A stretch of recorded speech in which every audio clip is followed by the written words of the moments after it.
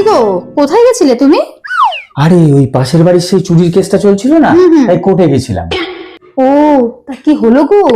আজকে চোর পড়েছে একদম বিচারকের খপ্পরে। আচ্ছা, এমন একটা প্রশ্ন করেছে না। কেন, বিচারক কি প্রশ্ন করলো এমন?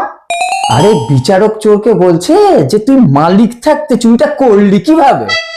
হাই কপাল আমার, তুমি একটা এত বড় বিচারক, এত শিক্ষিত একটা মানুষ হয়ে এইরকম একটা প্রশ্ন করলো? হ্যাঁ, কেন তুমি আবার ভুল প্রশ্ন কোথায় বললেন?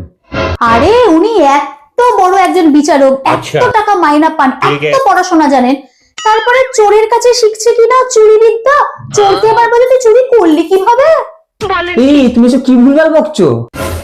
তাই এই চুরি বিদ্যাটা শিখে উনি করবেনটা কি? আরে অশিক্ষিত, তুই কি সারা জীবন এরকম অশিক্ষিত থাকবি?